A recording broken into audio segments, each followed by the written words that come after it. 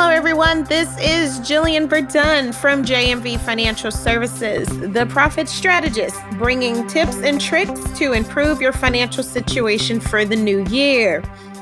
Now, today we get to chat a little bit about tips to living within your means. What that actually means, no pun intended. In society, basically, bigger, better, faster, and keeping up with the Kardashians is no surprise to people everywhere, including the government. We are all literally drowning in debt. If you're amongst those folks slipping out of their life jackets with the water rising around you, your rescue is here. By following these 4 financial hacks, soon enough you'll be the one captaining the recovery mission on your way to financial freedom that you've always dreamed of. The first one is number 1, knowing your numbers. How do you know if you're living within your means if you don't know what means you're living within? So, step 1 to financial freedom is getting a handle on all the money that's coming in and all the money that's going out. Your income versus your expenses. Write down every penny that finds its way to you from every source: your career, your side jobs, your pension, your interest, your investments. Next, write down every penny that goes out, from your car to your housing and everything in between, including groceries, insurances, phone bills, gas, lunch for the kids, coffee, etc. Every penny. And know your numbers to help take the fear out of step 2, which I'll talk about in just a second. When I'm talking to my clients, I always explain to them, hey, give me what do you need to make, or how much money do you spend in the month? And they give me what we call conscious spending.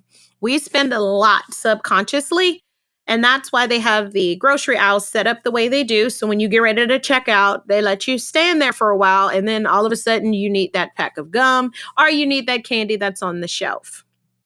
So step 2 helps you organize your numbers.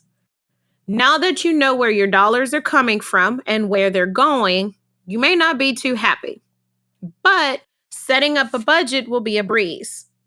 Following it will be too if you're determined to stay focused on the end result of your financial freedom.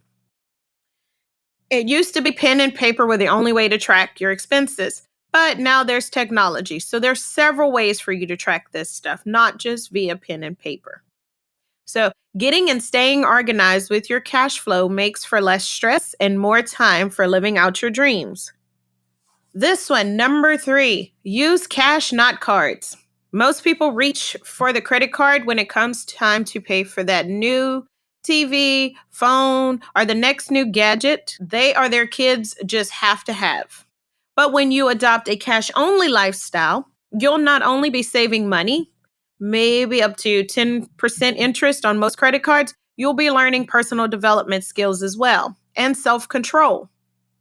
If you only have enough money budgeted and saved for your bills and that vacation you've been dreaming about for 5 years, you realize how quickly that old TV works just as good as the new one, versus being set back $1,000 to get the new one. Your phone sends the same amount of text and calls as the larger version, and your kids really can carry on a conversation at dinner table if they're not distracted by a video screen.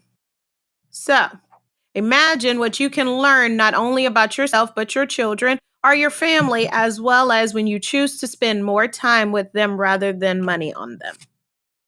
And number 4, shop smarter. I always tell people that I coupon, and the first thing they think is I go get the Sunday paper and I sit on Sunday and clip coupons. By no means do I have time in my schedule to do that. So when people say they coupon, technology has allowed us to come up with great ways to coupon electronically using that cell phone that you also love to have by being thrifty. There are several stores that have apps, and those apps, once you figure out how you can purchase things when you don't need them, so that means you have more time to actually save. Because when we go to the store, if you need washing powder, guess what happens? You're going to buy it regardless if it's on sale or not. Versus when you don't need it and it is on sale, you can purchase it and have it put aside for when you may not have enough money to buy it later on. So These are just a few ways to get started making changes towards the financial freedom and lifestyle goals you've been thinking were impossible. Rest assured, one or two small steps taken each day and the direction of your vision will soon have you living well within your means. And maybe even with enough extra for you to pay cash for that TV upgrade after all. What we've learned is if we have a $20 bill in our wallet and our transaction comes out to be $20, we pull out our card versus paying for it cash. So if you know that is you, then you need to transition to paying for cash because it is a lot harder and stop carrying your cards. Now, these are just simple tips that you can implement to learn how to live within your means.